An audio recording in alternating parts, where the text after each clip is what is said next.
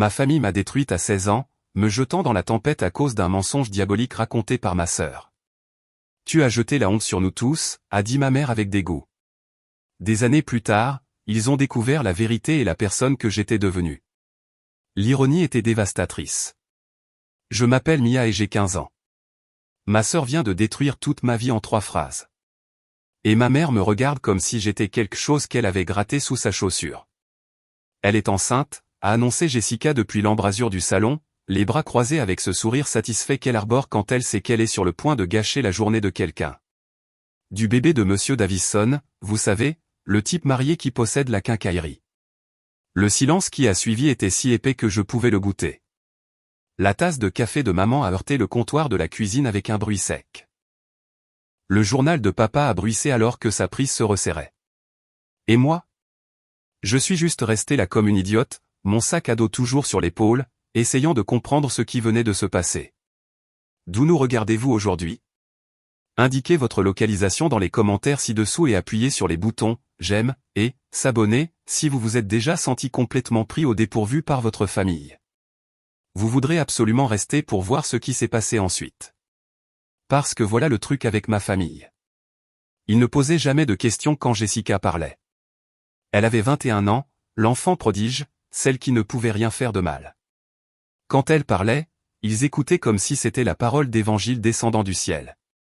C'est impossible, ai-je murmuré, ma voix à peine audible. Mais personne ne me regardait plus.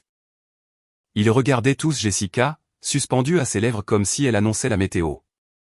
Je les ai vus ensemble, a poursuivi Jessica, sa voix gagnant en assurance à chaque mensonge. Derrière la quincaillerie jeudi dernier après l'école, ils étaient, elle a fait une pause dramatique, laissant leur imagination combler les vides. Le visage de maman est passé de la confusion au dégoût en 3 secondes à peine. Mia. Sa voix a fendu l'air comme une lame. Est-ce que c'est vrai? Non. Le mot a explosé hors de moi. Maman, je n'ai même jamais parlé à Monsieur Davison, sauf pour acheter des fournitures pour des projets scolaires. C'est de la folie. Mais le mal était fait. Je pouvais le voir sur leur visage. Ce passage de la confusion à la déception, puis à la révulsion complète. Jessica avait peint le tableau et il l'accrochait déjà au mur. Ne nous mens pas, a dit papa en se levant de sa chaise avec ce ton particulier. Celui qui signifiait qu'il avait déjà pris sa décision. Ta sœur n'inventerait pas une chose pareille, n'est-ce pas? Parce qu'inventer des histoires était pour ainsi dire le super pouvoir de Jessica. Comme la fois où elle les avait convaincus que j'avais volé 20 $ dans son portefeuille quand j'avais 12 ans, ou quand elle leur avait dit que je séchais les cours pour traîner avec des garçons plus âgés, ce qui était particulièrement hilarant puisque j'étais trop timide pour parler aux garçons de mon âge. Mais ils ne se souvenaient jamais de ces moments. Les mensonges de Jessica avaient une façon de s'évaporer de leur mémoire dès qu'ils avaient servi leur but. Maman, s'il te plaît, ai-je essayé à nouveau, le désespoir se glissant dans ma voix. Tu me connais. Tu sais que je ne ferai jamais ça. Je croyais te connaître, a dit maman, sa voix épaisse de dégoût. Mais ça, elle a fait un geste vers mon ventre comme si elle pouvait y voir quelque chose qui n'y était pas, c'est exactement le genre de comportement honteux qui m'inquiétait. La pièce a commencé à tourner. Ça ne pouvait pas arriver. C'était le genre de cauchemar dont on se réveille, haletant et reconnaissant que ce n'était pas réel. Sauf que je ne me réveillais pas, tu as jeté la honte sur toute cette famille, a continué maman, ces mots frappant comme des coups physiques. Que vont penser les gens? Que vont-ils dire de nous? C'est là que j'ai réalisé que ce n'était pas vraiment à propos de ce que j'étais censé avoir fait. C'était à propos de l'image qu'ils projetaient. Parce que dans notre famille, l'image était tout. Et je venais de devenir une tache sur leur réputation parfaite. Jessica observait depuis l'embrasure de la porte, son expression soigneusement neutre maintenant, mais j'ai surpris le petit sourire qui jouait au coin de sa bouche. Elle appréciait ça. Elle avait planifié ce moment, l'avait façonné, et maintenant elle le regardait se dérouler comme son propre feuilleton personnel. Fais tes affaires, a dit papa doucement, mais sa voix portait le poids de la finalité. Tu ne peux pas rester ici. Les mots m'ont frappé comme une gifle. Qu'est-ce que tu veux dire, faire mes affaires? Tu as 15 ans et tu es enceinte d'un homme marié, a dit maman, sa voix montant à chaque mot. Nous ne tolérons pas ce genre de comportement sous notre toit. Tu as fait tes choix. Mais je ne suis pas enceinte, ai-je crié, mon sang-froid finissant par céder. Je n'ai même jamais embrassé personne, et encore moins. C'est Jessica qui ment comme elle le fait toujours. Mais ils avaient fini d'écouter. Maman s'était déjà détournée, les épaules rigides de dégoût. Papa secouait la tête comme si j'étais un cas désespéré. Et Jessica, elle a eu le culot de paraître compatissante. Peut-être que si tu leur dis la vérité sur le bébé, a-t-elle dit doucement. Ils te laisseront revenir après sa naissance. La vérité sur le bébé qui n'existait pas. Le bébé qu'elle avait inventé de toutes pièces pour me détruire. 30 minutes plus tard, j'étais sur notre porche avec un sac à dos plein de vêtements et nulle part où aller. La porte s'est refermée derrière moi avec un léger clic qui a sonné comme la fin de tout ce que j'avais jamais connu. J'avais 15 ans. J'avais perdu ma famille, ma maison et mon enfance en l'espace d'une heure. Et le pire, c'est que je ne comprenais toujours pas pourquoi Jessica avait fait ça. Mais j'allais apprendre que comprendre la cruauté de sa famille ne rend pas la survie plus facile. La première nuit a été la pire. Je l'ai passée sur un banc dans le parc Riverside, serrant mon sac à dos et sursautant à chaque bruit. Chaque voiture qui passait me faisait espérer que ce pourrait être maman ou papa venant me chercher pour me dire qu'ils avaient fait une terrible erreur. La voiture n'est jamais venue. Au matin, j'avais faim, froid, et je commençais à comprendre que ce n'était pas temporaire. Ils le pensaient vraiment. J'étais vraiment seul. J'avais toujours été la personne responsable, celle qui avait de bonnes notes et suivait les règles. Alors, entrer dans le McDonald's de la 5e rue pour demander un travail, c'était comme entrer dans la vie de quelqu'un d'autre. Mais un estomac vide l'emporte sur la fierté à chaque fois. « Quel âge as-tu, ma chérie ?» a demandé la gérante. Une femme à l'air fatigué nommée Sandra, avec des cheveux grisonnants et des yeux bienveillants. 18 ans. J'ai menti avec aisance. Je m'étais entraîné à ce mensonge pendant la dernière heure. Sandra m'a regardé de haut en bas, remarquant mes vêtements froissés et le désespoir que je devais probablement rayonner. Tu peux commencer aujourd'hui. C'est ainsi que j'ai appris que parfois, les gens ne posent pas trop de questions quand ils voient quelqu'un qui a besoin d'un coup de pouce. Le travail payait le salaire minimum et impliquait que je ferais tout l'écart que Sandra avait besoin de combler. J'ai lavé les sols, nettoyé les toilettes et appris que l'expression « le client a toujours raison » est une absurdité totale quand on a affaire à des gens qui traitent les employés de fast-food comme s'ils étaient invisibles. Mais c'était de l'argent. Et l'argent signifiait de la nourriture. Et la nourriture signifiait que je pouvais survivre un autre jour. J'ai trouvé des endroits pour dormir. La laverie automatique ouverte 24 heures sur 24 de la rue Pine avait des toilettes où je pouvais me laver. La bibliothèque publique est devenue mon refuge diurne, chaude, calme et pleine de livres qui me permettaient d'échapper à ma réalité pendant quelques heures. 2 semaines après le début de ma nouvelle vie, j'ai croisé Madame Peterson de mon ancien quartier. Elle sortait de l'épicerie quand elle m'a aperçu sortant du McDonald's dans mon uniforme. Mia. Son visage s'est crispé de confusion. Qu'est-ce que tu fais ici? Tu ne devrais pas être à l'école? J'avais répété cette conversation dans ma tête, mais faire face à quelqu'un qui me connaissait avant que tout ne s'effondre m'a serré la gorge. Je fais une pause dans mes études, je travaille un peu. Elle m'a regardé comme si elle essayait de résoudre une énigme. Où vis-tu, ma chérie? Tes parents sont d'accord avec ça. Le rire qui est sorti de moi était sec et amer. Mes parents sont tout à fait d'accord. L'expression de Madame Peterson est passée de la confusion à l'inquiétude. Mia, est-ce que tu vis seule? Un instant, j'ai envisagé de tout lui dire. Madame Peterson avait toujours été gentille avec moi, elle m'avait même aidé pour mon projet de science il y a 2 ans quand mes parents étaient trop occupés avec les candidatures universitaires de Jessica. Mais à quoi bon? Elle ne pouvait pas arranger ça. Personne ne le pouvait. Je vais bien, ai-je dit en forçant un sourire. Vraiment, ce n'est que temporaire. Elle n'avait pas l'air convaincue, mais elle m'a laissé partir. Je l'ai regardée se diriger vers sa voiture, rentrant probablement chez elle dans sa famille normale avec leurs problèmes normaux. Pendant ce temps, je retournais à mon travail parce que le loyer de mon minuscule studio n'allait pas se payer tout seul. Ah oui. Ai-je mentionné que j'avais trouvé un appartement? Enfin, appartement était un grand mot.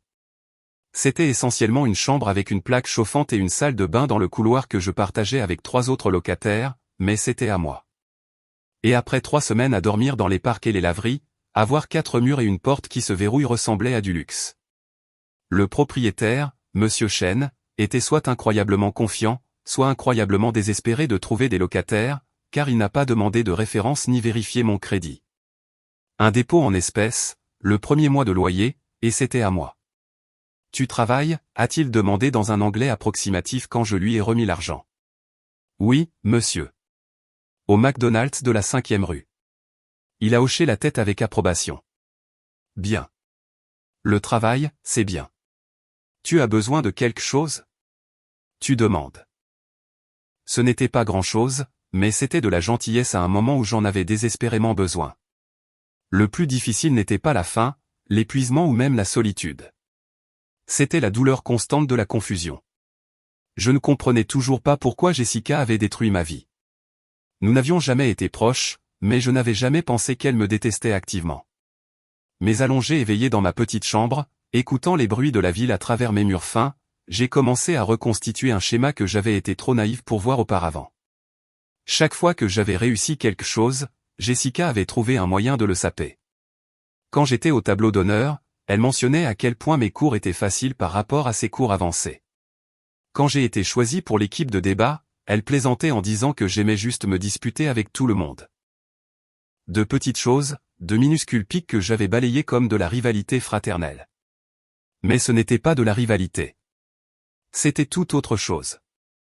Alors que je m'endormais dans mon lit étroit, je me suis fait une promesse. J'allais survivre à ça.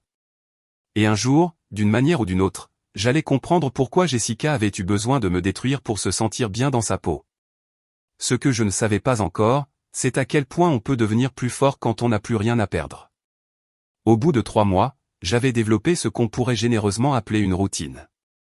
Debout à 5 heures, douche dans la salle de bain commune avant que tout le monde ne se réveille. McDonald's à 6 heures pour le service du petit déjeuner, bibliothèque de 14 heures à 18 heures pour étudier avec des livres que j'empruntais, service du soir dans une supérette de station-service de 19 heures à minuit, dormir, rincer, recommencer. Le travail à la station-service était une éducation. Disons-le comme ça. Travailler de nuit dans une supérette dans la partie moins désirable de la ville vous apprend des choses sur l'humanité que vous n'apprenez pas au lycée en cours d'éducation civique. Comme comment repérer quelqu'un qui va essayer de vous voler. Indice, ils passent beaucoup trop de temps à regarder autour d'eux et pas assez à regarder ce qu'ils sont censés être venus acheter. Ou comment gérer des étudiants ivres qui trouvent hilarant d'embêter l'adolescente derrière le comptoir. Indice, le bouton d'alarme sous la caisse n'est pas juste décoratif. Mais c'est aussi là que j'ai rencontré Tony, le gardien de nuit qui travaillait dans l'immeuble d'à côté. Tony avait probablement 60 ans, bâti comme un seconde ligne de football américain qui s'était empâté, et avait un instinct protecteur d'1 kilomètre de large. « Tu es trop jeune pour travailler à ces heures », m'a-t-il dit la première semaine, apparaissant à ma fenêtre vers minuit avec une tasse de café. « J'ai 18 ans », ai-je dit automatiquement. Tony a reniflé. « Et moi, j'en ai 35. » Et c'est encore. Je l'ai tout de suite apprécié. Tony était le premier adulte en des mois à me confronter à mes mensonges, mais sans me faire honte. « Ça ne me regarde pas », a-t-il dit quand je n'ai pas développé. « Mais tu as une famille, des gens qui savent où tu es. »« Pas de famille », ai-je dit, ce qui me semblait plus vrai que n'importe quel mensonge que j'avais raconté. Tony est devenu mon ange gardien officieux. Il passait tous les soirs pendant ses rondes, s'assurant que j'allais bien, partageant du café et des histoires sur sa propre famille compliquée. Il n'a jamais insisté pour avoir des détails sur ma situation, mais sa présence rendait ces longues heures solitaires moins dangereuses. C'est Tony qui a suggéré que je passe mon jet d'au lieu d'essayer de retourner au lycée. « Tu es assez intelligente », a-t-il dit un soir alors que je me plaignais de prendre du retard. « Et tu es déjà plus responsable que la moitié des adultes que je connais. Pourquoi perdre du temps assis en classe alors que tu pourrais prendre de l'avance ?» Le programme du GED se tenait 2 fois par semaine au Community College. J'utilisais mes pauses repas au McDonald's pour assister aux sessions, bachotant entre les quarts de travail. Les autres étudiants étaient pour la plupart des adultes plus âgés qui avaient abandonné l'école pour diverses raisons et essayaient de remettre leur vie sur les rails. J'étais parfaitement à ma place, ce qui aurait dû être déprimant, mais ne l'était pas. Mes résultats au test étaient si élevés que mon instructrice, Madame Rodriguez, m'a prise à part après la publication des résultats. « As-tu pensé à l'université ?» a-t-elle demandé. La question était si absurde que j'ai failli rire. L'université ? J'avais 17 ans, je travaillais à 2 emplois juste pour payer le loyer d'une chambre de la taille d'un placard. L'université n'était même pas dans le même univers que ma réalité. Je ne peux pas me payer l'université, ai-je dit simplement. Il y a des programmes, a-t-elle dit en me tendant un dossier plein de brochures. Le Community College a des aides financières. Tu pourrais commencer à temps partiel, prendre des cours du soir. J'ai pris le dossier, mais sans grand espoir. Pourtant, cette nuit-là, pendant mon service à la station-service, j'ai tout lu. Bourse, prêt, programme de travail-études, tout un monde de possibilités que je n'avais jamais su exister. Le processus de candidature était intimidant, mais j'étais devenu doué pour me débrouiller seul. J'ai rempli formulaire après formulaire, écrit dissertation après dissertation sur mes objectifs éducatifs et mes circonstances de vie. Je n'ai pas mentionné avoir été sans abri à 15 ans. Je n'ai pas mentionné la trahison de ma famille. J'ai écrit que j'étais une étudiante motivée qui avait pris une année sabbatique pour travailler et qui était prête à se concentrer sur ses études. Techniquement vrai, il manquait juste quelques détails cruciaux. 6 mois plus tard, j'ai été accepté au Community College avec suffisamment d'aide financière pour couvrir les frais de scolarité. J'ai aussi été promue directrice adjointe au McDonald's, ce qui s'accompagnait d'une petite augmentation et de plus de responsabilités. J'avais 18 ans et j'avais l'impression de vivre seul depuis toujours. Le jour où j'ai reçu ma lettre d'acceptation, j'ai failli appeler mes parents pour leur dire. J'avais leur numéro mémorisé. Je pouvais imaginer le visage de maman en apprenant que j'allais à l'université malgré tout ce qu'il m'avait fait subir. Mais je me suis souvenu du regard de dégoût dans ses yeux ce dernier jour. La façon dont elle avait dit que j'avais jeté la honte sur la famille. La facilité avec laquelle ils m'avaient jeté quand Jessica leur avait servi un mensonge commode. J'ai plutôt effacé leur numéro de ma mémoire. Certains ponts ne valent pas la peine d'être reconstruits. C'est à l'université que j'ai appris qu'être une outsider pouvait en fait être un avantage. Pendant que mes camarades de classe apprenaient à faire la lessive et à budgétiser leurs courses, j'avais déjà 3 ans d'avance sur les compétences de vie. J'ai suivi des cours de commerce parce qu'ils semblaient pratiques, mais j'étais aussi attiré par les cours de psychologie. Comprendre les gens, ce qui les motivait, ce qui les poussait à mentir, ce qui les rendait cruels envers ceux qui les aimaient était devenu une compétence de survie. Le professeur Williams, dans mon cours d'introduction au commerce, a été le premier enseignant à vraiment voir mon potentiel. J'ai rendu un devoir sur les stratégies de marketing des petites entreprises qui allaient bien au-delà des exigences du devoir. J'avais en fait interviewé des propriétaires d'entreprises locales sur leurs défis, y compris Sandra du McDonald's. C'est un travail de niveau master, m'a-t-elle dit après le cours. As-tu envisagé un transfert vers une université de 4 ans? Je ne peux pas me le permettre, ai-je dit automatiquement. C'était ma réponse à la plupart des opportunités. Laisse-moi te poser une question, a-t-elle dit en s'adossant à sa chaise. Si l'argent n'était pas un obstacle, que voudrais-tu faire de ta vie? Personne ne m'avait jamais posé cette question auparavant. Même avant que le mensonge de Jessica ne détruise ma vie de famille, les conversations sur mon avenir s'étaient limitées à « obtiens de bonnes notes » et « ne nous fais pas honte ». Je pense que j'aimerais créer ma propre entreprise, me suis-je entendu dire. Quelque chose qui aide vraiment les gens au lieu de simplement faire de l'argent sur leur dos. Le professeur Williams a souri. Il y a des moyens de faire en sorte que cela se produise, mais d'abord, tu dois voir plus grand que le Community College.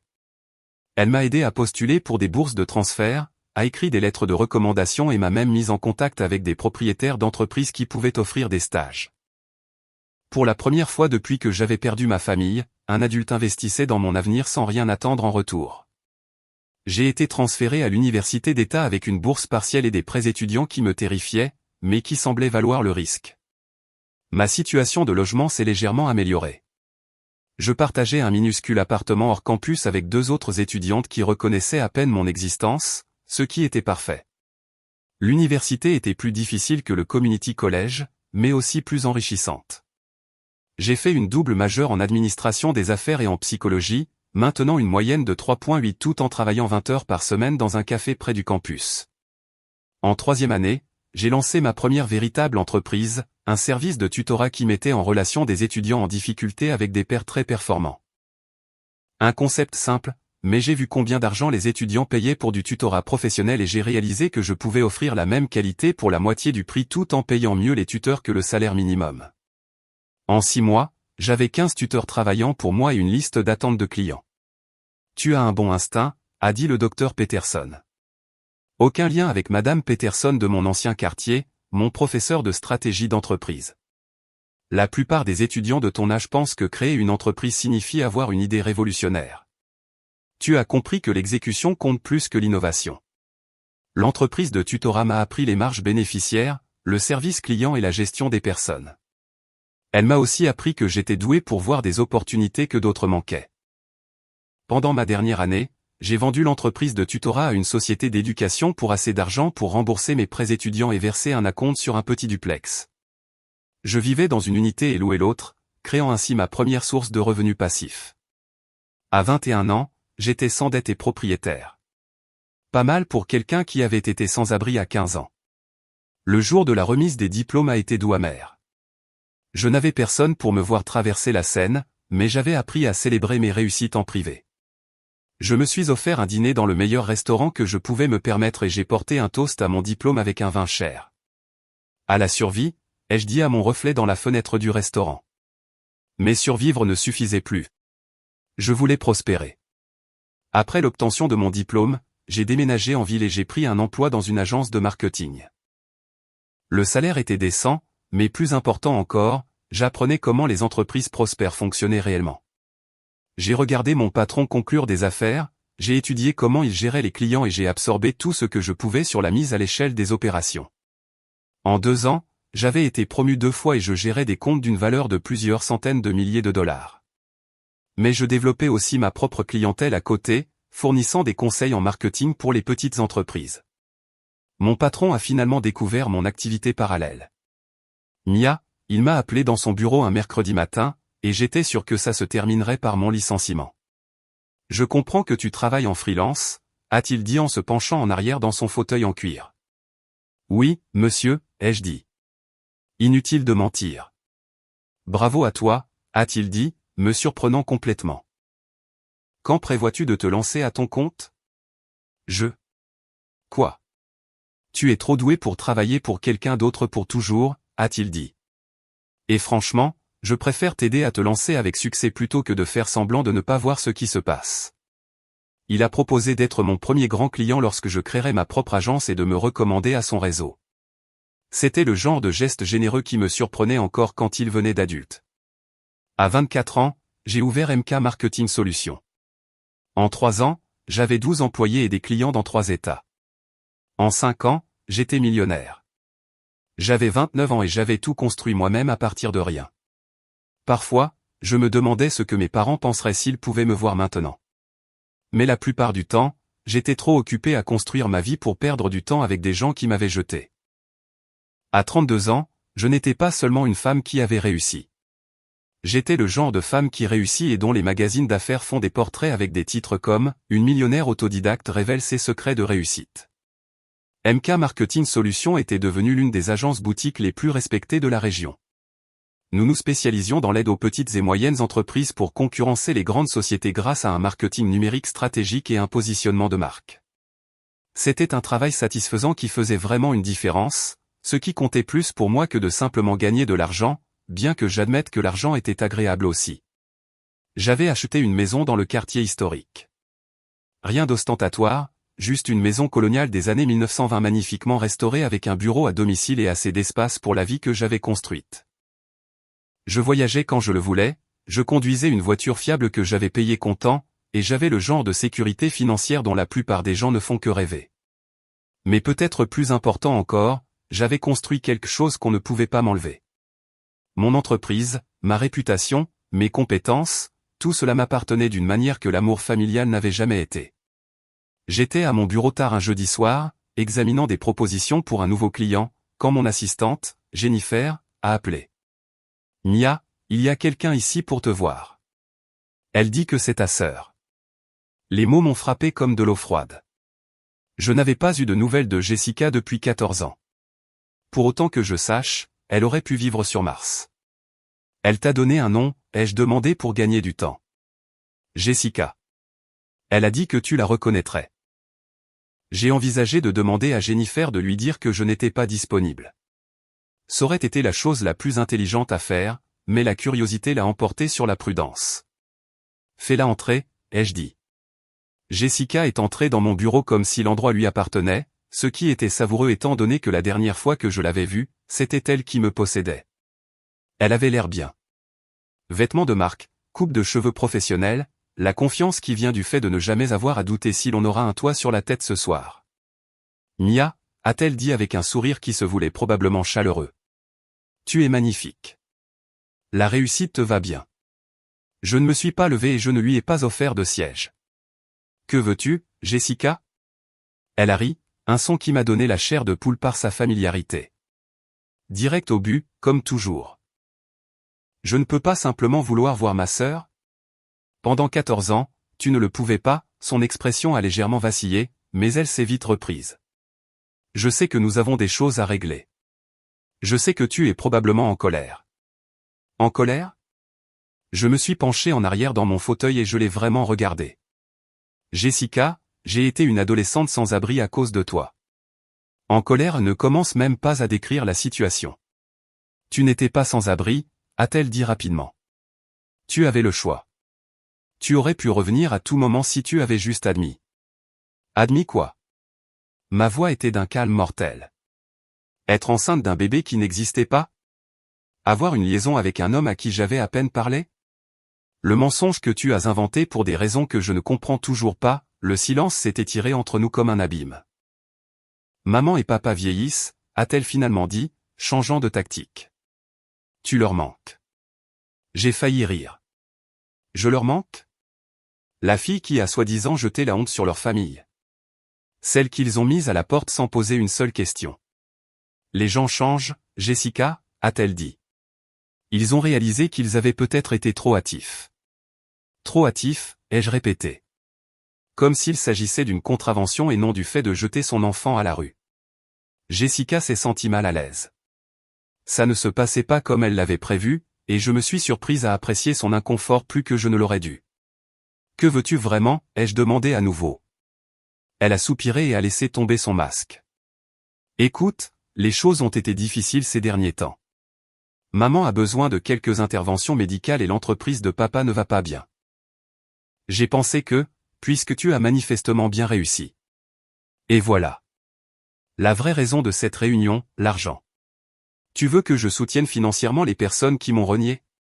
Ai-je dit lentement, en m'assurant de bien comprendre. C'est ce que fait la famille, a-t-elle dit. Et l'ironie était si épaisse que je pouvais la goûter. Je me suis levé, je me suis approché de ma fenêtre qui donnait sur la ville que j'avais conquise par ma seule détermination. Jessica, laisse-moi te parler de la famille. La famille ne met pas ses enfants à la porte sur la base de mensonges. La famille pose des questions. La famille accorde le bénéfice du doute. La famille se soutient dans les moments difficiles. Je me suis retourné pour lui faire face. Toi et nos parents m'avaient appris que les liens du sang ne signifient rien sans la confiance, le respect et l'amour. Alors, félicitations. Vous m'avez bien appris que vous n'êtes pas ma famille. Son visage s'est durci. Tu ne peux pas rester en colère éternellement, Mia. Ce n'est pas sain. Je ne suis pas en colère, ai-je dit. Honnêtement, je suis indifférente. Tu es une étrangère qui partage mon ADN, demandant de l'argent à quelqu'un dont tu as aidé à détruire la vie. La réponse est non. Elle s'est levée, son sang-froid finissant par craquer. Tu étais une si gentille fille. Qu'est-ce qui t'est arrivé? J'ai souri pour la première fois depuis qu'elle était entrée. J'ai grandi. Grâce à toi. Après son départ, je suis restée assise dans mon bureau alors que les lumières de la ville s'allumaient en dessous. Je me sentais plus légère, comme si je fermais un livre que je portais depuis des années. J'avais 32 ans, j'avais réussi et j'étais complètement en paix avec la famille que j'avais choisi de construire au lieu de celle dans laquelle j'étais né. Ce que je ne savais pas, c'est que la visite de Jessica n'était que le premier acte. Le vrai spectacle était sur le point de commencer. 2 mois après la visite surprise de Jessica, ma vie soigneusement construite a reçu un autre choc. Mais cette fois, ça ne venait pas de ma famille. Je déjeunais avec ma cliente, Rebecca Martinez, propriétaire d'une entreprise de traiteurs prospères, quand elle a mentionné quelque chose qui m'a glacé le sang. Tu sais, la chose la plus étrange est arrivée la semaine dernière, a dit Rebecca en coupant sa salade. Mon amie Linda, tu te souviens de Linda, celle qui possède la boutique de fleurs? Elle m'a raconté les commérages les plus ridicules sur son ex-mari. Ma main s'est figée à mi-chemin de ma tasse de café. Rebecca parlait nonchalamment, ignorant qu'elle était sur le point de faire exploser une bombe. Apparemment, Linda examinait d'anciens dossiers financiers pour leur règlement de divorce. C'était il y a des années, mais son avocat avait besoin de documents, et elle a trouvé ses frais sur leur carte de crédit commune datant de l'époque où elle était hors de la ville pour rendre visite à sa mère malade. Des chambres d'hôtel, des restaurants chers, des achats de bijoux, tout ça datant d'il y a environ 14 ans. La pièce a commencé à tourner. Je me suis forcé à continuer de respirer normalement. Le plus étrange, a poursuivi Rebecca, c'est que Linda se souvenait spécifiquement de cette période parce que c'est à ce moment-là qu'il y a eu tout ce drame avec la famille Gardner. Tu sais, les Gardner, Tom Gardner possède la quincaillerie du centre-ville. Je savais exactement qui était Tom Gardner. Plus important encore, je savais exactement ce que Rebecca était sur le point de me dire. L'ex-mari de Linda était censé avoir une liaison avec leur fille adolescente. Du moins, c'est ce que tout le monde disait à l'époque. Toute la famille a implosé à cause de ça. Mais en regardant ses reçus, Rebecca a fait une pause pour siroter sa boisson, Linda a réalisé que la liaison n'était pas avec l'adolescente. C'était avec la fille aînée, qui avait déjà 21 ans et était certainement assez grande pour savoir ce qu'elle faisait. La tasse de café a cliqueté contre ma soucoupe.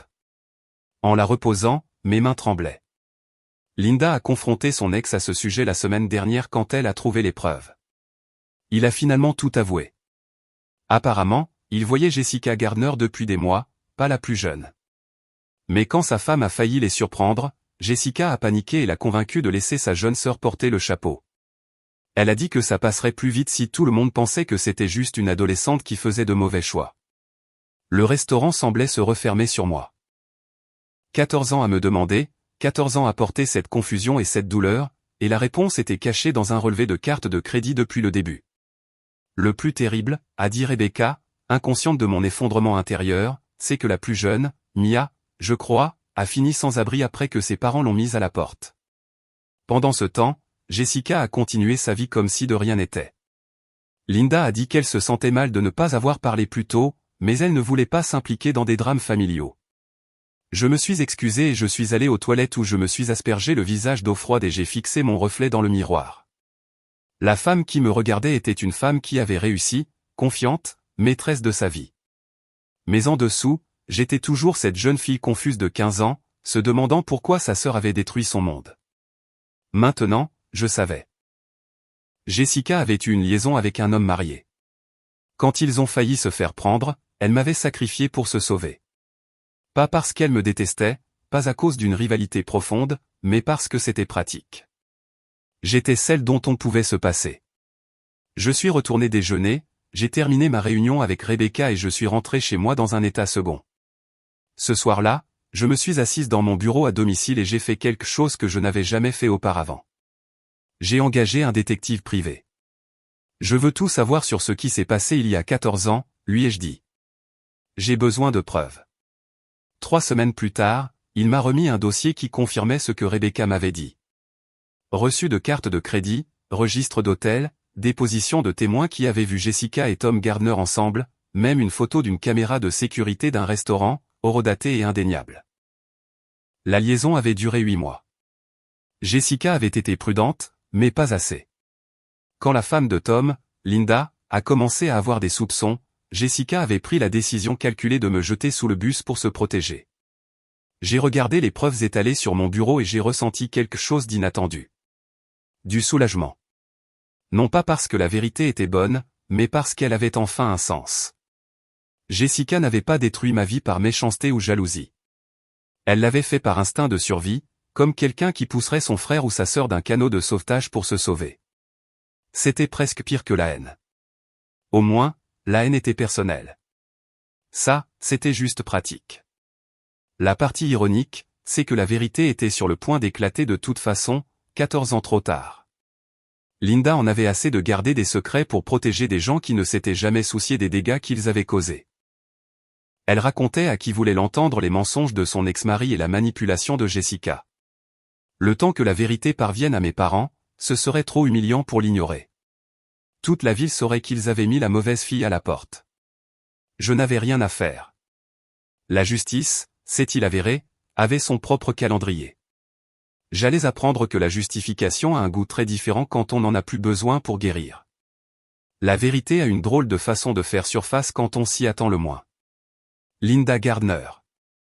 Oui, cette Linda Gardner, la femme de Tom, avait apparemment passé des années à vivre avec des soupçons qui la rongeaient comme un mal de tête persistant. Mais ce n'est que lorsque leur procédure de divorce a nécessité une plongée profonde dans d'anciens dossiers financiers qu'elle a trouvé la preuve irréfutable qu'elle cherchait inconsciemment. J'ai appris tout cela parce que Rebecca ne pouvait s'empêcher de m'appeler avec des mises à jour. Apparemment, Linda avait confronté Tom la nuit où elle avait trouvé ses relevés de cartes de crédit, armée de 14 ans de doutes accumulés et ayant enfin des preuves. Tu aurais dû l'entendre, m'a dit Rebecca au téléphone, sa voix vibrant d'une excitation alimentée par les commérages. Linda a débarqué dans l'appartement de Tom. Oui, ils sont séparés maintenant. Et a claqué ses reçus sur sa table de cuisine, lui demandant d'expliquer pourquoi il achetait des bijoux et payait des chambres d'hôtel quand elle était hors de la ville pour s'occuper de sa mère mourante. J'étais assise dans mon bureau à domicile, censé examiner les rapports trimestriels, mais l'appel de Rebecca avait toute mon attention. Au début, il a essayé de nier, a-t-elle poursuivi.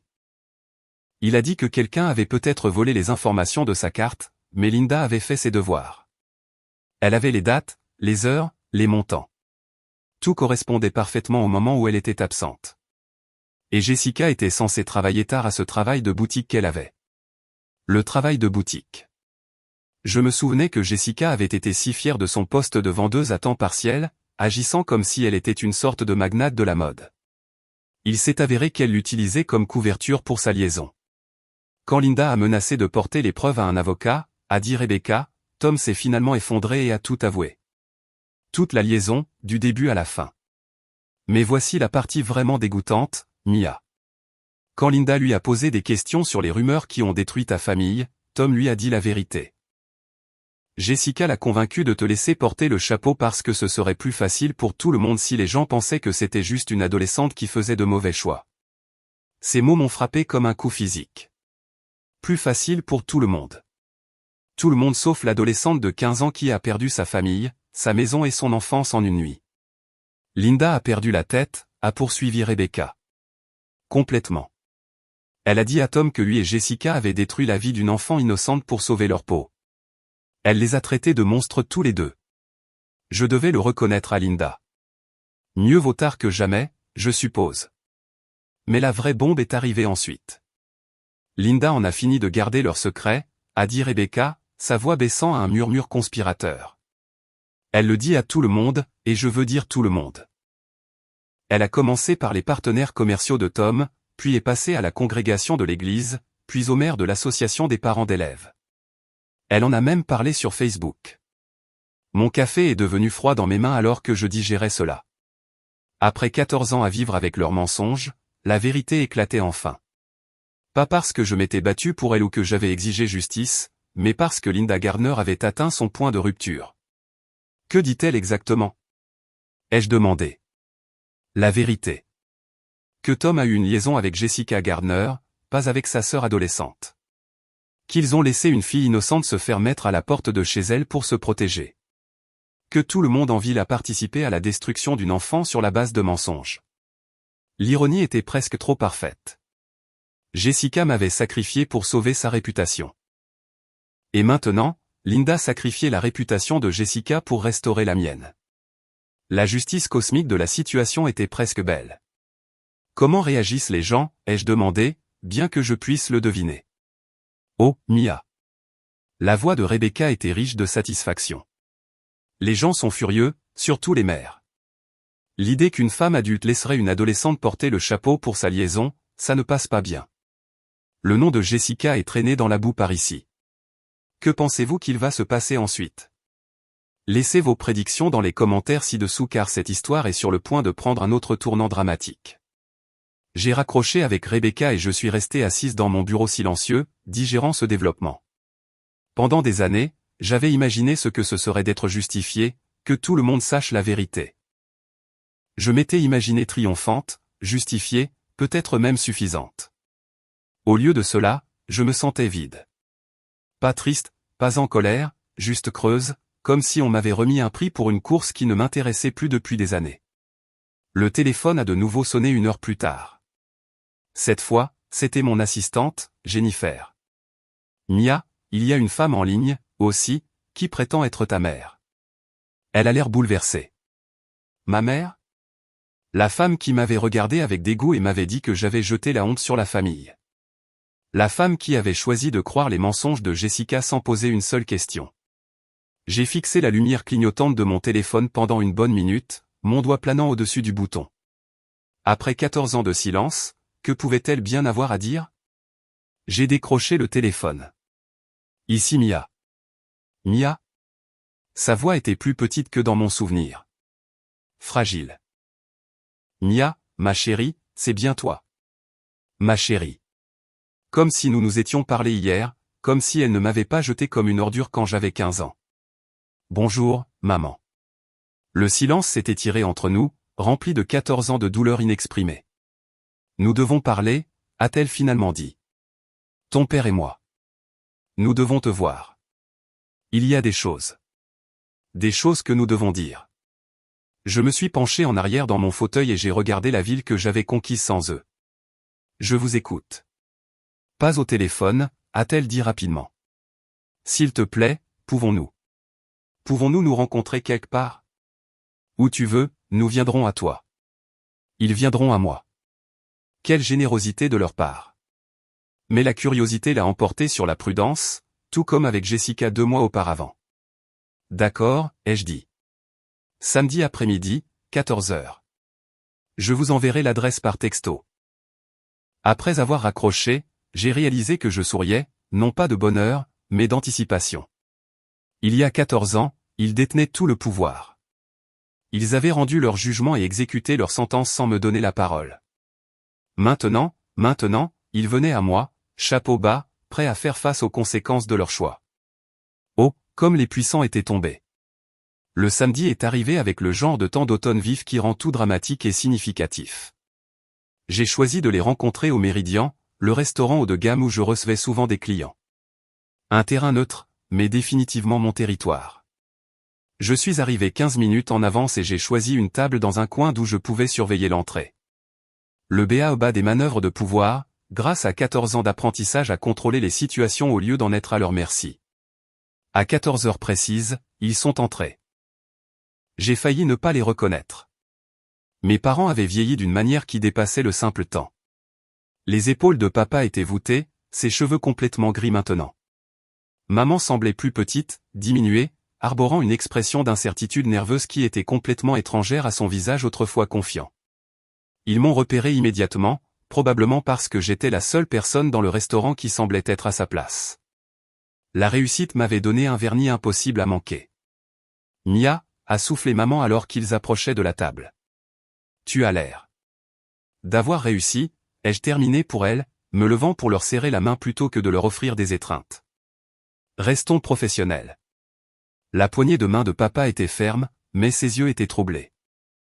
Tu as bien réussi, a-t-il dit, et il y avait quelque chose dans sa voix qui aurait pu être de la fierté si ce n'était pas 14 ans trop tard. Nous nous sommes assis, avons commandé des boissons et avons enduré plusieurs minutes de conversation douloureuse sur le temps et la beauté du restaurant. Finalement, maman s'est raclé la gorge. Je suppose que tu as entendu, a-t-elle dit, sa voix à peine plus qu'un murmure, à propos de la liaison de Jessica avec Tom Gardner. Oui, j'ai entendu. Papa a tressailli comme si je l'avais giflé. Mia, nous n'avions aucune idée. Que votre enfant prodige était capable de mentir? J'ai haussé un sourcil. Vraiment? Parce qu'il me semble me souvenir que Jessica avait un certain talent pour la narration créative. Les yeux de maman se sont remplis de larmes. Nous t'avons fait défaut. Nous t'avons fait défaut si complètement, et nous ne savons pas par où commencer pour nous excuser. Vous pourriez commencer par admettre ce que vous avez fait, ai-je dit calmement.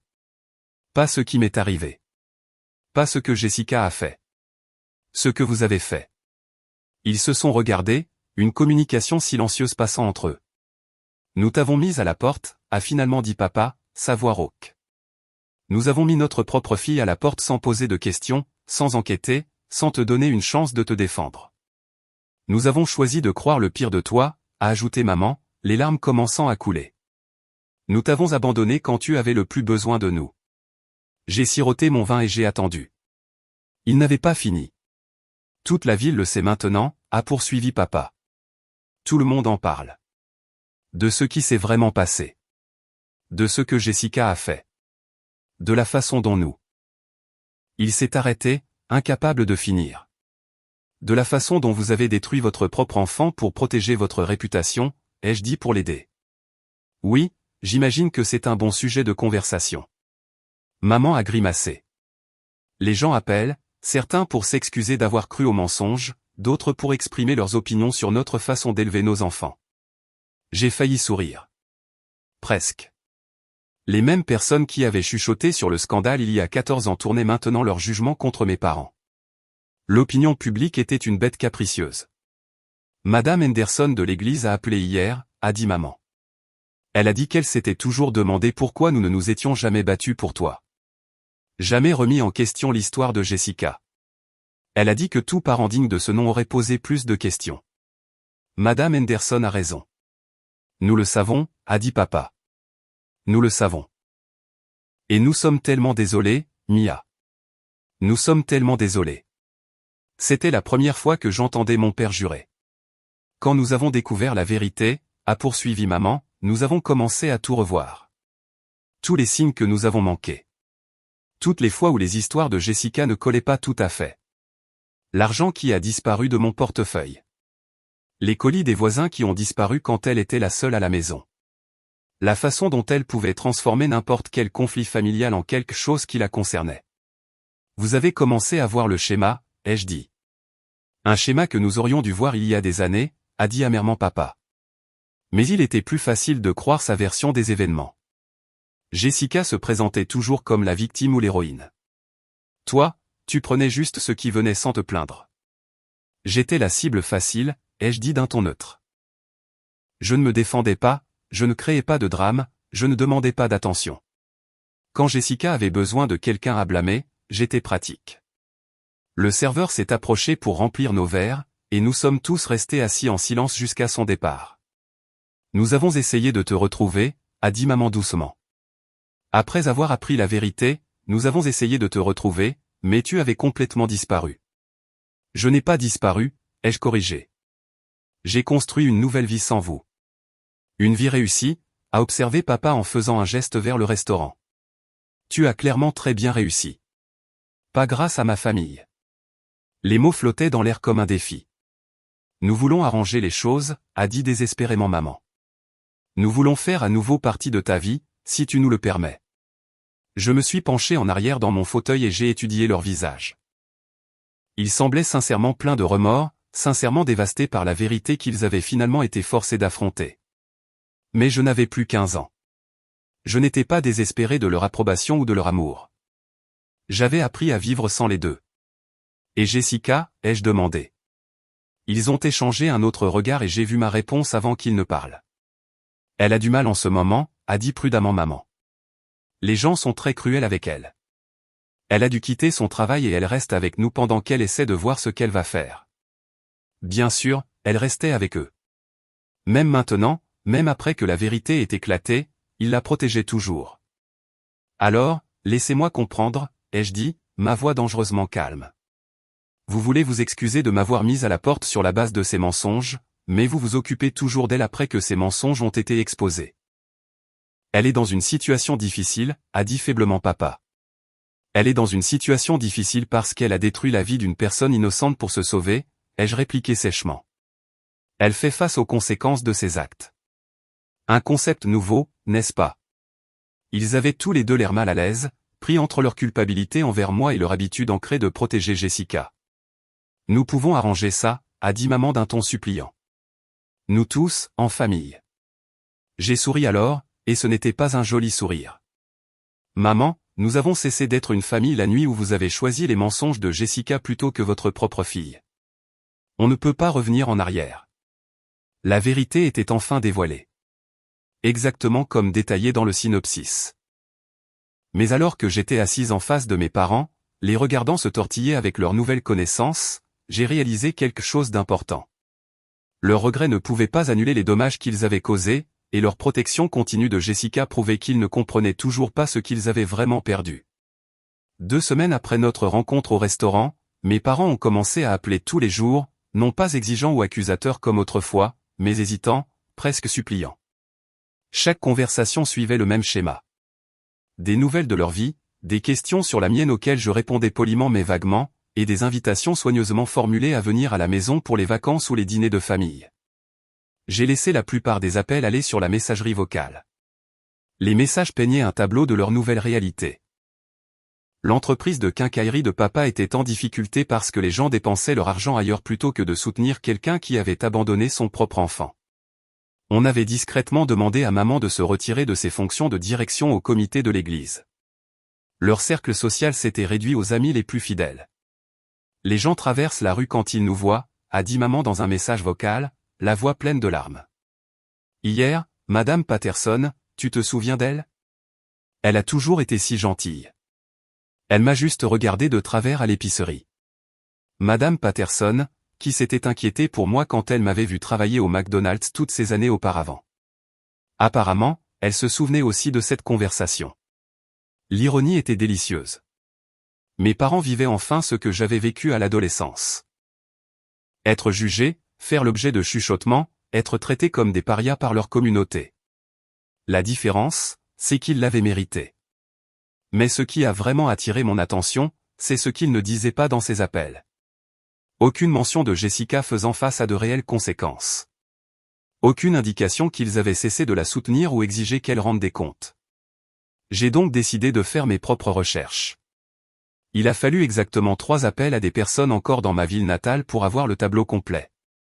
Jessica vivait avec nos parents sans payer de loyer pendant qu'ils couvraient ses dépenses. Elle avait perdu son travail à la boutique, non pas parce qu'ils l'avaient licenciée, mais parce qu'elle avait démissionné quand les chuchotements et les regards froids étaient devenus trop inconfortables. Ta sœur se comporte comme si elle était la victime dans tout ça, a rapporté Sandy, mon ancienne partenaire de laboratoire au lycée qui m'avait contacté sur Facebook. Elle dit à qui veut l'entendre qu'elle était juste jeune et stupide, qu'elle n'a jamais voulu te faire de mal. Comme si tout cela n'était qu'un grand malentendu au lieu d'une trahison calculée.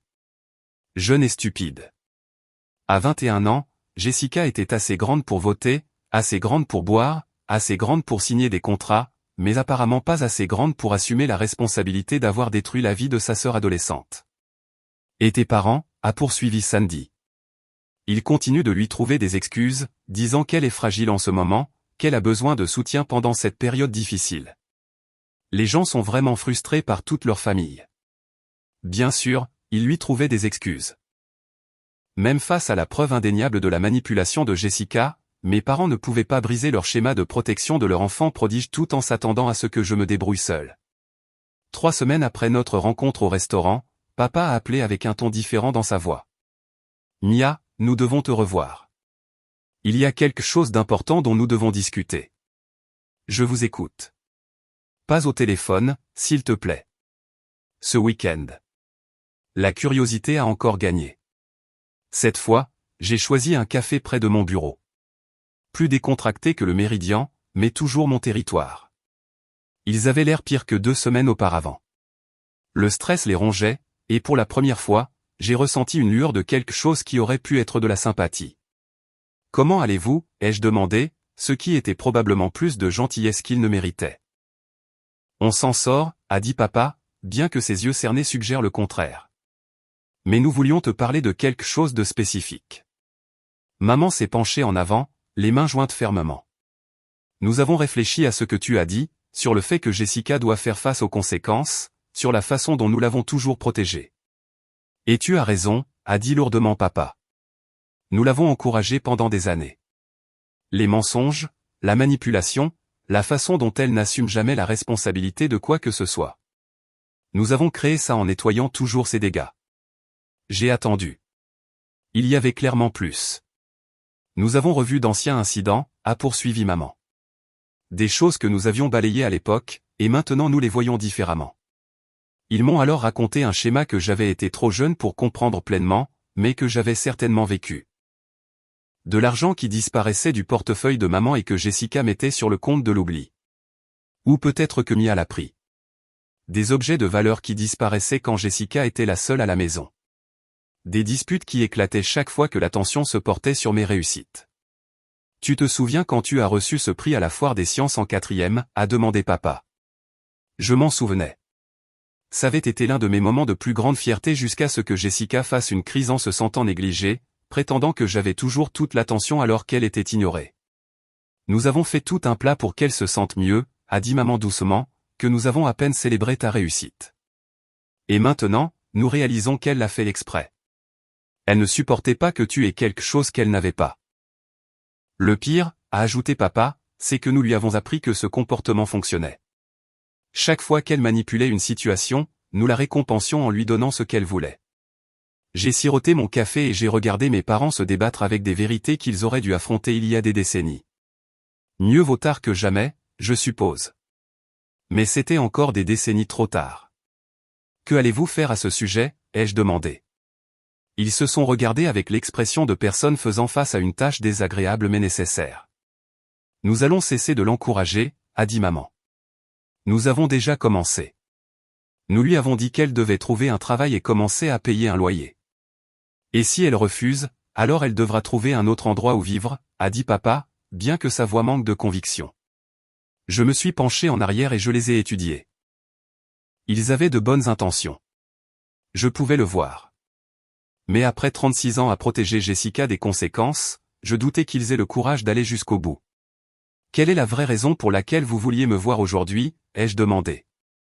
Le visage de maman s'est légèrement crispé. Nous espérions. Peut-être que si tu revenais, si notre famille commençait à guérir, les gens seraient plus disposés à nous pardonner. Ah, voilà. Même leur nouvelle prise de conscience les concernait finalement. Ils ne voulaient pas changer leur relation avec Jessica parce que c'était juste. Ils voulaient la changer parce que leur réputation en dépendait. Et Jessica, comment vit-elle cette nouvelle responsabilité?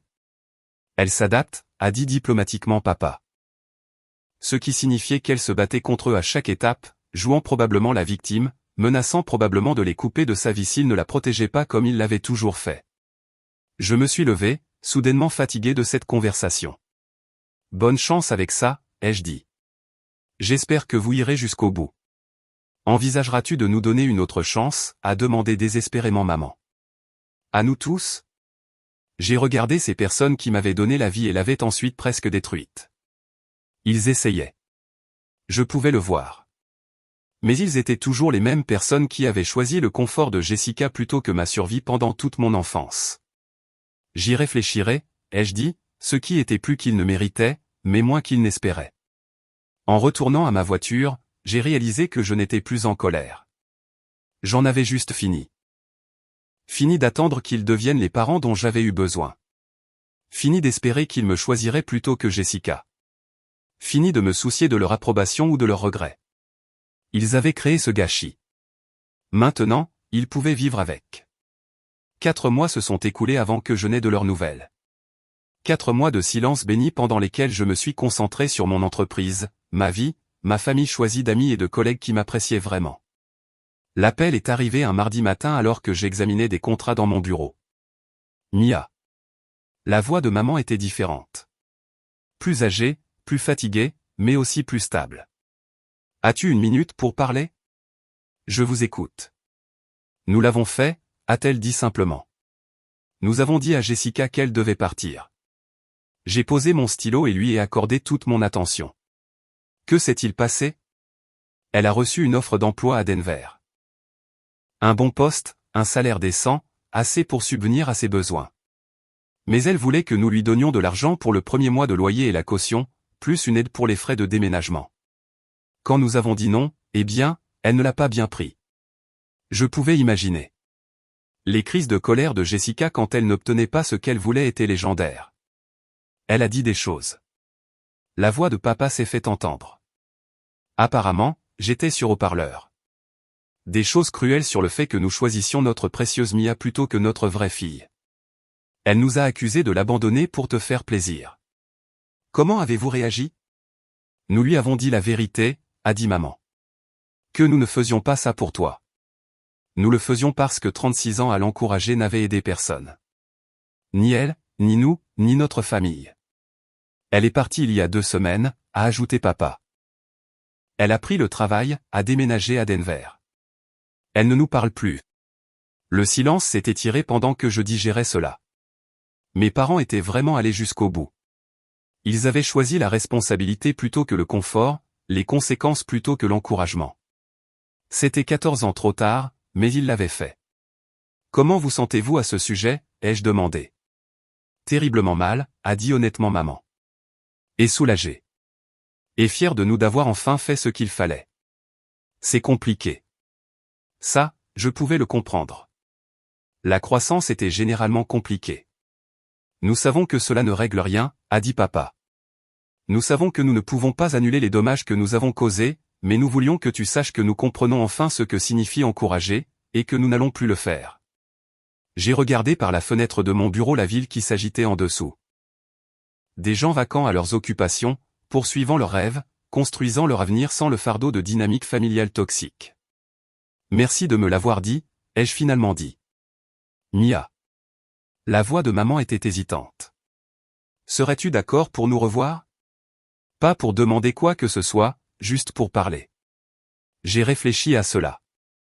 Ils avaient prouvé qu'ils pouvaient changer, qu'ils pouvaient faire des choix difficiles, qu'ils pouvaient enfin donner la priorité à ce qui était juste plutôt qu'à ce qui était facile. Cela méritait d'être reconnu. D'accord, ai-je dit, mais cette fois, vous venez chez moi. L'adresse que je leur ai donnée était impressionnante. Ma maison se trouvait dans le genre de quartier qui affichait la réussite et la sécurité. Quand ils se sont garés le samedi après-midi suivant, je les ai observés depuis ma fenêtre alors qu'ils restaient assis dans leur voiture un moment, prenant la mesure de la réalité de ce que j'avais construit. Je les ai accueillis à la porte en jean et en pull en cachemire. Décontractés mais chers, confortables mais soignés. Le message était clair. C'était mon espace, mes conditions, ma vie dans laquelle ils entraient. Ta maison est magnifique, a dit maman alors que je les conduisais au salon. Et elle l'était. J'avais engagé un décorateur et n'avais épargné aucune dépense pour créer un espace à la fois élégant et chaleureux. Merci. Café, oh.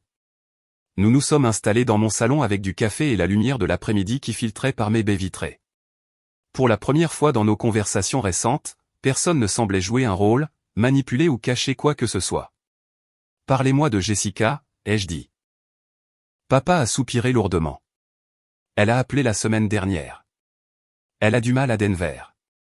Elle prétend que ses collègues ne l'aiment pas. Elle dit que son appartement est trop cher et que la ville est inhospitalière. Laissez-moi deviner. Elle veut rentrer à la maison. Elle veut que nous la soutenions pendant qu'elle se trouve, a dit maman en faisant des guillemets avec ses doigts. Elle dit que tout est de notre faute de l'avoir forcée à partir avant qu'elle ne soit prête. Que lui avez-vous dit? Qu'elle a 36 ans et qu'elle doit se débrouiller, a dit papa. Que nous l'aimons, mais que nous n'allons pas la sauver des conséquences de ses propres choix. J'ai failli sourire. Presque. Elle nous a raccrochés au nez, a ajouté maman.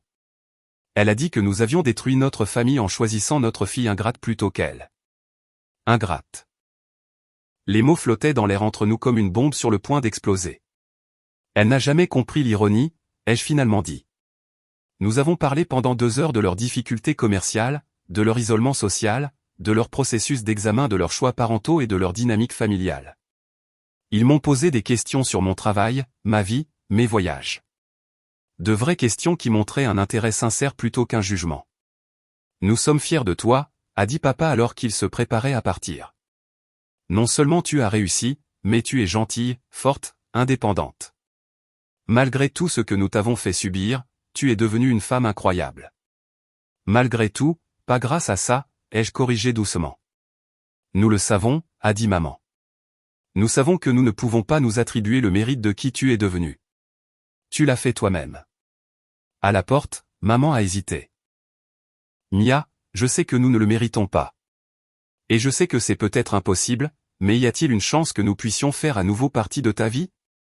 Pas comme avant, mais quelque chose de nouveau. J'ai regardé ces personnes qui m'avaient si complètement fait défaut, mais qui avaient finalement appris à mieux faire défaut. Ils n'étaient pas les parents dont j'avais eu besoin en grandissant, mais ils pourraient être des personnes que je pourrais respecter en tant qu'adulte.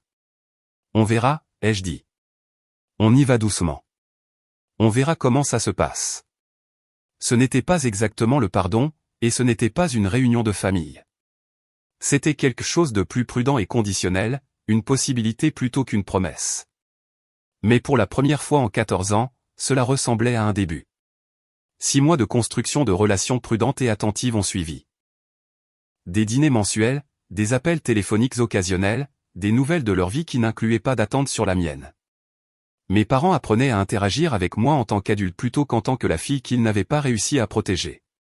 C'était agréable, pas parfait, pas la relation familiale proche que certaines personnes apprécient, mais respectueux et authentique d'une manière que nos dynamiques familiales n'avaient jamais été. C'est pourquoi le rappel un jeudi soir pluvieux m'a complètement prise au dépourvu.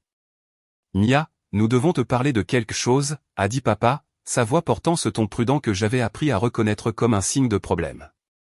Qu'est-ce qui se passe? C'est à propos de Jessica, a dit maman en intervenant. Elle a beaucoup de mal à Denver. J'ai posé mon verre de vin et je me suis installé pour ce que je soupçonnais être une conversation désagréable. Définissez avoir du mal, ai-je dit. Elle a perdu son travail il y a 3 semaines, a expliqué papa. Quelque chose à voir avec des conflits de personnalité avec son superviseur. Elle est en retard sur son loyer et son propriétaire la menace d'expulsion. Bien sûr. Jessica avait toujours été douée pour créer des conflits de personnalité chaque fois que les gens la tenaient pour responsable de quoi que ce soit. Je vois. Et elle a demandé à rentrer à la maison, a dit maman doucement. Temporairement, juste jusqu'à ce qu'elle se remette sur pied. Le silence s'est étiré pendant que je digérais cela. Après 6 mois de croissance, après avoir finalement appris à dire non à leur enfant prodige, mes parents hésitaient. Que lui avez-vous dit, ai-je demandé, bien que je soupçonne déjà la réponse. Nous avons dit que nous y réfléchirions, a admis papa. Nous sommes partagés, a ajouté rapidement maman. Nous savons ce que tu as dit sur l'encouragement et nous sommes d'accord avec toi. Mais c'est notre fille et elle a des problèmes. Elle a 36 ans, ai-je dit sèchement. Elle n'a pas de problème. Elle fait face aux conséquences. Nous le savons. Mais quoi? Mais c'est Jessica, donc les règles sont différentes. Le silence à l'autre bout du fil m'a tout dit. Lui avez-vous demandé quel était son plan, ai-je poursuivi. Combien de temps signifie temporairement? Ce qu'elle fait pour remédier au schéma des conflits au travail? Si elle a assumé une quelconque responsabilité dans la situation où elle se trouve. Elle dit que ce n'était pas de sa faute, a dit faiblement maman. Que son patron était déraisonnable, que l'environnement de travail était toxique. J'ai ri. Et ce n'était pas un son agréable. Bien sûr qu'elle le dit. Parce que Jessica n'est jamais responsable de rien, n'est-ce pas? C'est toujours le problème de quelqu'un d'autre. Mia, s'il te plaît, a dit papa. Nous essayons de faire ce qu'il faut ici. Ce qu'il faut pour qui? Pour Jessica, qui a besoin d'apprendre que les actions ont des conséquences, ou pour vous-même, parce qu'il est plus facile de l'encourager que de gérer ses crises de colère? Ils n'ont pas répondu, ce qui était une réponse suffisante. Laissez-moi vous poser une question, ai-je dit en me dirigeant vers ma fenêtre pour regarder les lumières de la ville. Au cours des 6 mois depuis que Jessica a déménagé à Denver, combien de fois a-t-elle appelé juste pour prendre de vos nouvelles? Combien de fois a-t-elle posé des questions sur votre santé, votre entreprise, vos vies sans avoir besoin de quelque chose de vous? Plus de silence. C'est bien ce que je pensais. Mais dès qu'elle a besoin d'argent et d'un endroit où rester, soudain elle se souvient qu'elle a des parents. C'est toujours notre fille, a dit maman, les larmes dans la voix. Moi aussi, ai-je répondu doucement. Et quand j'ai eu le plus besoin de vous, vous m'avez jeté sans une seconde pensée. Mais Jessica a des chances infinies parce qu'elle a appris à manipuler votre culpabilité. J'ai entendu la brusque inspiration de maman. Ce n'est pas juste, a dit papa. N'est-ce pas? Vous avez passé toute mon enfance à donner la priorité au confort de Jessica plutôt qu'à mon bien-être. Vous m'avez mise à la porte de votre maison sur la base de ces mensonges. Vous avez encouragé sa manipulation pendant des décennies, et maintenant, après 6 mois à faire semblant d'avoir changé, vous êtes prêt à recommencer. Nous avons changé, a protesté maman. Vraiment? Parce que de mon point de vue, on dirait que Jessica a appelé en pleurant et que vous avez immédiatement commencé à lui trouver des excuses. Ça ressemble au même schéma pour moi. La dure vérité était que j'avais su que ce moment viendrait. J'avais espéré que mes parents avaient vraiment appris quelque chose, mais une partie de moi attendait qu'ils reviennent à leur réglage par défaut. protéger Jessica à tout prix. Que voudrais-tu que nous fassions, a demandé papa. La laisser être sans abri? Je voudrais que vous soyez honnête sur ce qui se passe ici, ai-je dit. Jessica a créé cette situation. Jessica peut résoudre cette situation. L'aider à éviter les conséquences n'est pas de l'amour. C'est de l'encouragement. Et franchement, c'est insultant pour moi que vous pensiez que je soutiendrais ça. Nous ne te demandons pas de soutenir quoi que ce soit, a dit rapidement maman. Si, vous le faites. Vous me demandez de faire semblant que notre relation peut continuer pendant que vous retournez à donner la priorité au désir de Jessica plutôt qu'à l'équité de base. Vous me demandez de vous regarder jeter 6 mois de croissance parce que Jessica a claqué des doigts. J'ai fait une pause, regardant mon reflet dans la fenêtre sombre. Voici ce que je pense que vous devriez faire, ai-je poursuivi. Dites à Jessica qu'elle est une adulte qui doit résoudre ses propres problèmes. Que vous l'aimez mais que vous ne la sauverez pas de ses propres choix. Que vous la soutiendrez émotionnellement mais pas financièrement. Qu'elle doit trouver son propre chemin, et si elle nous coupe de sa vie, a demandé doucement papa. Alors vous apprendrez qui elle est vraiment, ai-je dit. Quelqu'un qui ne vous aime que lorsque vous lui êtes utile. La conversation s'est terminée peu de temps après avec des promesses de réfléchir à ce que j'avais dit et d'envisager toutes les options. Mais je pouvais l'entendre dans leur voix. Ils allaient reprendre Jessica. Ils allaient retomber directement dans leurs anciens schémas. En raccrochant le téléphone, j'ai ressenti quelque chose que je n'avais pas ressenti depuis des mois. Une clarté totale. J'avais donné à mes parents une chance de prouver qu'ils avaient vraiment changé. Au lieu de cela, ils avaient prouvé que leur croissance était conditionnelle, limitée et finalement réversible lorsqu'elle était mise à l'épreuve par la manipulation de Jessica. Je n'étais pas en colère. J'en avais juste fini. Certaines personnes ne changent jamais vraiment. Elles apprennent juste à mieux cacher leur dysfonctionnement pendant un certain temps. Et j'étais trop vieille pour continuer à espérer qu'ils deviendraient les parents dont j'avais eu besoin. Ils l'ont reprise, bien sûr. Jessica est rentrée à la maison 3 jours après notre conversation téléphonique, et mes parents sont retombés directement dans leur schéma familier de justification et d'encouragement. J'ai appris cela non pas d'eux. Ils ont cessé d'appeler après l'emménagement de Jessica, probablement parce qu'ils savaient que je désapprouverais, mais de Sandy, qui était devenue ma correspondante non officielle de ma ville natale. Ta sœur est de retour, a-t-elle rapporté lors d'un de nos appels mensuels. Elle vit avec tes parents sans payer de loyer pendant qu'elle cherche des opportunités. C'est une citation directe de ta mère, au fait. Depuis combien de temps, ai-je demandé. 2 mois maintenant. Et écoute ça. Hier, j'ai vu Jessica à l'épicerie et elle se plaignait à qui voulait l'entendre de la difficulté de trouver de bons employeurs de nos jours. Apparemment, chaque entreprise à Denver avait une gestion toxique. J'ai failli sourire. Certaines choses ne changent jamais. Et tes parents ont l'air épuisés. L'entreprise de ton père tient à peine le coup. Il s'avère que snober publiquement sa fille innocente n'est pas bon pour la fidélité des clients. Ta mère s'est renseignée sur un travail à temps partiel pour aider à joindre les deux bouts. Pendant que Jessica vivait dans leur maison, mangeait leur nourriture et ne contribuait en rien d'autre que des plaintes sur ses perspectives. La partie vraiment triste, a poursuivi Sandy, c'est que les gens commençaient à se réchauffer envers tes parents. Ils avaient fait un effort, s'excusant auprès des gens, essayant de réparer les relations. Mais reprendre Jessica après tout ce qui est sorti. C'est comme s'ils n'avaient rien appris. Ce soir-là, alors que j'étais assise dans mon bureau à domicile à examiner des propositions pour une nouvelle expansion client, j'ai réalisé que je devais prendre une décision définitive concernant mes parents. Ils m'avaient montré qui ils étaient à plusieurs reprises, de manière constante, pendant 37 ans de ma vie. Des personnes qui donnaient la priorité à l'apparence plutôt qu'à la vérité, au confort plutôt qu'à la justice, et au désir de Jessica plutôt qu'aux besoins de tout le monde. Pendant un bref instant, ils avaient semblé capables de grandir, mais une fois mis à l'épreuve, ils étaient immédiatement revenus à leur réglage par défaut. Je n'allais pas continuer à espérer qu'ils changent. L'espoir était épuisant, et j'avais de meilleures choses à faire de mon énergie. 3 semaines plus tard, papa a appelé. Mia, a-t-il dit, sa voix prudente et nerveuse. Comment vas-tu? Je vais bien, merci. Et vous? On s'en sort. Écoute, j'espérais qu'on pourrait se voir bientôt. Peut-être pour dîner. C'est notre tournée. C'est notre tournée. Comme si le problème était de savoir qui payait le repas plutôt que le dysfonctionnement fondamental qu'ils avaient choisi d'embrasser à nouveau. Pourquoi? Ai-je demandé simplement. Pourquoi? Quoi? Pourquoi voulez-vous dîner? Quel est le but de cette rencontre? Une pause. Pour passer du temps avec toi. Pour maintenir notre relation. Quelle relation, papa? Nous ne nous sommes pas parlé depuis 3 mois.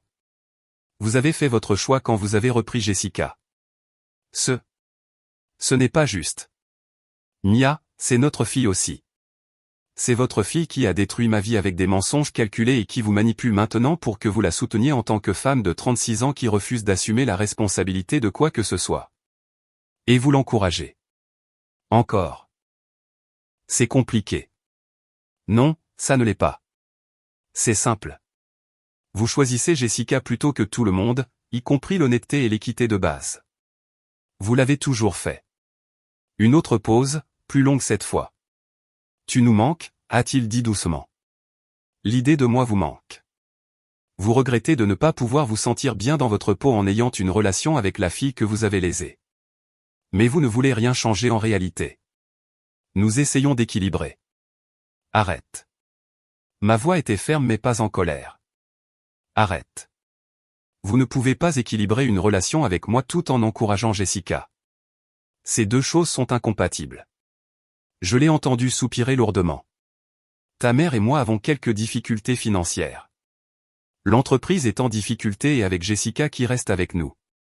Et voilà. La vraie raison de l'appel. Vous voulez de l'argent, ai-je dit. Nous espérions peut-être un prêt. Juste pour nous aider à traverser cette mauvaise passe. Nous savons que tu as bien réussi. Je me suis penché en arrière dans mon fauteuil et j'ai regardé la photo encadrée sur mon bureau. Moi recevant un prix de la femme d'affaires de l'année. Une photo prise par des amis qui ont célébré mon succès au lieu d'essayer d'en profiter. Laissez-moi comprendre, ai-je dit lentement. Vous voulez que je soutienne financièrement le foyer où Jessica vit sans payer de loyer tout en ne contribuant en rien. Ce n'est pas comme ça. C'est exactement comme ça. Vous me demandez de subventionner son style de vie pendant qu'elle profite de vous. Mia, s'il te plaît. Nous sommes une famille. J'ai failli rire de l'ironie. Famille.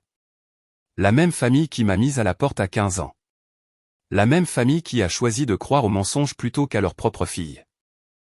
La même famille qui demande maintenant à cette fille de l'argent pour soutenir la menteuse. Silence. Voici le truc, papa. J'ai construit cette vie moi-même. Chaque dollar que j'ai gagné, chaque succès que j'ai obtenu, chaque opportunité que j'ai créée, je l'ai fait sans le soutien de la famille. Je l'ai fait malgré la trahison de la famille. Je me suis levé et je me suis dirigé vers ma fenêtre, regardant la ville que j'avais conquise par ma seule détermination. J'ai appris à survivre sans vous. J'ai appris à prospérer sans vous. Et j'ai appris que je n'ai pas besoin de votre approbation, de votre amour ou de votre présence pour avoir une vie pleine de sens. Mia. Je vous pardonne, ai-je dit doucement. À tous les deux. Non pas parce que vous l'avez mérité, mais parce que porter la colère me faisait plus de mal qu'à vous. Mais le pardon ne signifie pas une relation. Et ça ne signifie certainement pas que je vais financer vos choix. Qu'est-ce qu'on est censé faire?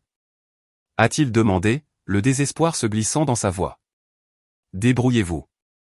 Vous êtes des adultes. Vous avez fait le choix d'encourager à nouveau Jessica, sachant que cela vous coûterait notre relation et nuirait à vos finances. Maintenant, vous devez vivre avec ces conséquences. J'ai fait une pause, en m'assurant que mes prochains mots étaient clairs. Tant que vous soutiendrez Jessica alors qu'elle ne contribue en rien, vous ne recevrez pas un centime de ma part. Tant que vous encouragerez sa manipulation et son irresponsabilité, nous n'aurons pas de relation. Et tant que vous donnerez la priorité à son confort plutôt qu'à l'équité de base, vous aurez exactement la famille que vous avez choisi de créer. Tu vas vraiment nous couper de ta vie? Je ne vous coupe pas de ma vie, papa. Je choisis de ne pas participer au dysfonctionnement. Il y a une différence. Après avoir raccroché, je suis resté assise dans mon bureau silencieux et j'ai ressenti quelque chose que je cherchais depuis 22 ans. Une paix totale. J'avais essayé de reconstruire une relation avec mes parents. Je leur avais donné des chances de prouver qu'ils avaient changé, de montrer qu'ils pouvaient donner la priorité à la croissance plutôt qu'au confort, à la responsabilité plutôt qu'à l'encouragement. Au lieu de cela, ils m'avaient montré exactement qui ils étaient. Des personnes qui sacrifieraient n'importe quoi et n'importe qui pour maintenir l'approbation de Jessica. Et j'étais d'accord avec ça. Non pas parce que je ne m'en souciais pas, mais parce que j'avais enfin appris la leçon la plus importante de toutes. On ne peut pas changer les gens qui ne veulent pas changer. J'avais 37 ans, j'avais réussi au-delà de mes rêves d'adolescente les plus fous, entouré de gens qui m'appréciaient et me respectaient.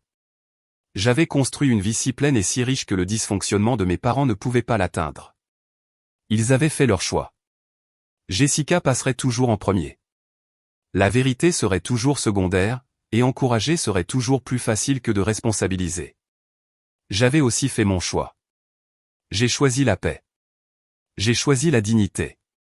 J'ai choisi la famille que j'avais construite plutôt que la famille dans laquelle j'étais né.